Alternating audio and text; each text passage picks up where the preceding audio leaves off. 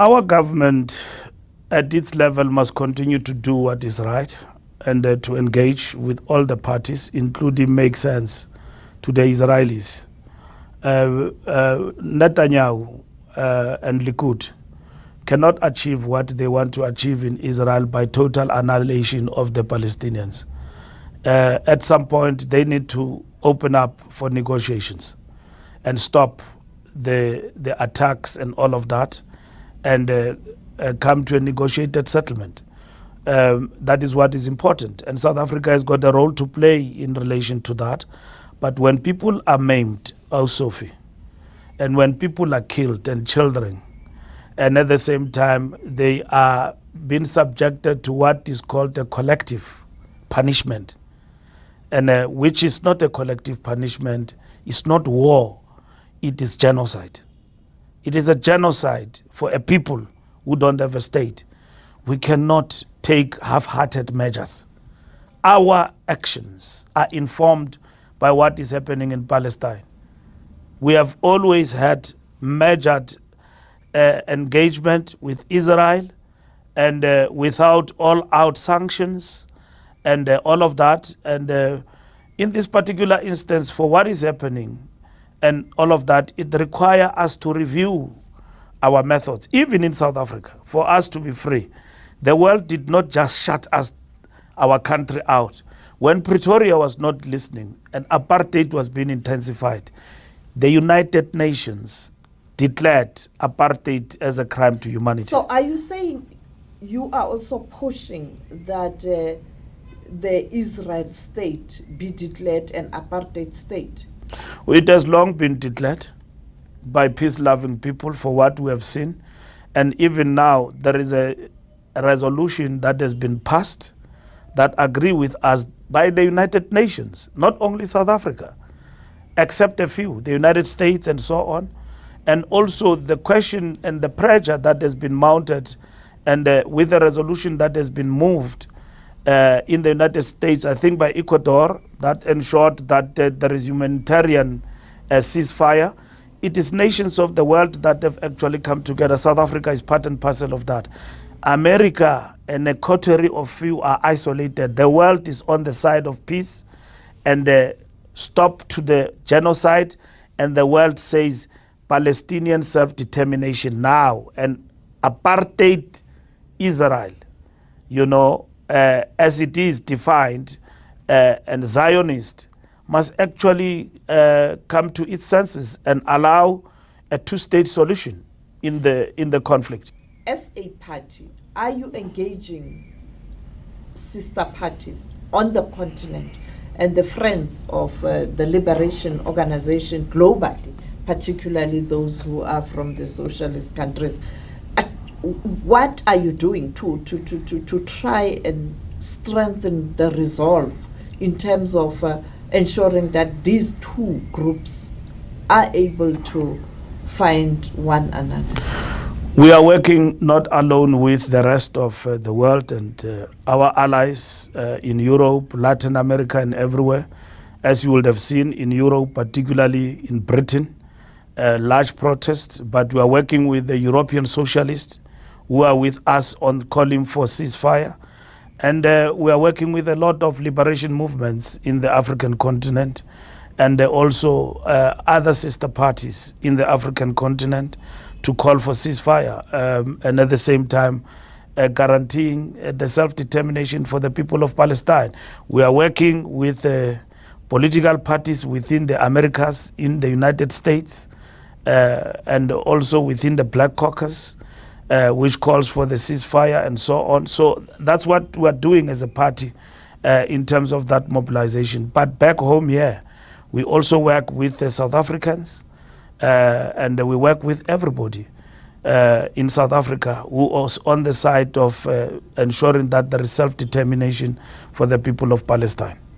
And finally, do you think it will be possible for the president of the ANC, in his capacity as the president of South Africa, to implement this motion? South Africa will not be hesitant, depending on what they are pursuing. We're encouraged by the efforts of our government through the platforms that we participate in the United Nations, pursuing a decisive resolution calling for peace. And then secondly, we are encouraged by the president working with others within BRICS as well, calling for peace.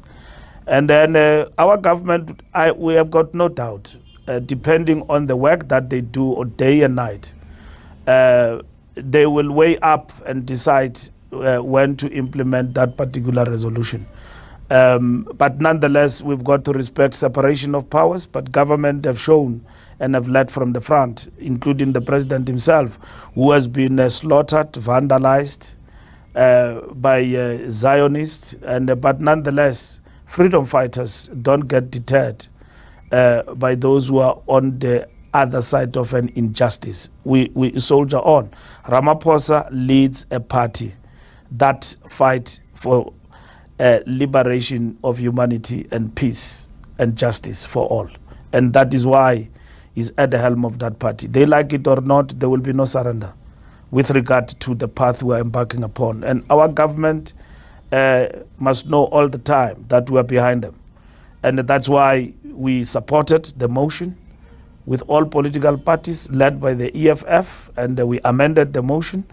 And let's work together and ensure that all of these things that we're talking about and demands are met. Do you still trust that the two parties will implement this agreement facilitated by Qatar, Egypt, the US, behind the scenes also playing a prominent role?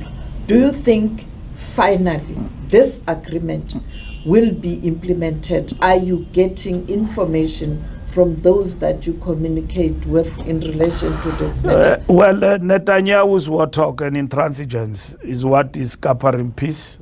That's what we know. Immediately on the eve of the implementation of this truce, he then went to the press and said that Hamas must be chased wherever they are. And then that's what he did. So that's a warlord. I mean, we are not wrong every day about our decision to take him to the ICC, and that they must be investigated for violation of human rights. And Netanyahu is a warlord. There's no other definition for that man. He's a warlord and who's a law unto himself. He's killing, he's doing everything. When there is an opportunity of peace, he's actually working against it. There is agreement here, which we support between the parties. And I saw Cameroon was also in the Middle East, and talking to both sides and all of that. And South Africa must continue also to play its part and talk to Israel and everyone else. So all those avenues must be exhausted. And the peace summit that was held in Egypt, also as our president dropped everything and went to that peace summit, is part of the important initiatives of open up dialogue. At the end of the day, we are very much convinced that there will be brokering of truce out of these processes. But Netanyahu is unrepenting and blocking every moment and avenue of peace in this instance. What could be the reason?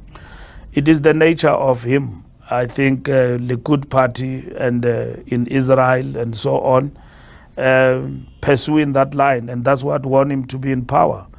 And I don't want to compare him to the Labour Party led by Peres. Personally, I had an opportunity to engage with the Labour Party in Israel, and when we're building bridges of dialogue in Jericho between the Fatah movement, the PLO together with the Labour Party, and on the other side it was the Israelis and us coming in as the Socialist International, sent there by Antonio Guterres at that time when he was president of the Social International, and so on. And there's always been, a possibility and a movement of talks. Once they came into power in Israel, everything stopped. And nothing will be resolved through the barrel of a gun. All what has happened is casualties and the death of people. Give the Palestinians their self-determination and let there be agreement. like the talks that started and collapsed in Camp David. Let's go back and even go further and persuade all sides to come close and guarantee Palestinians their state. And that is what is important here.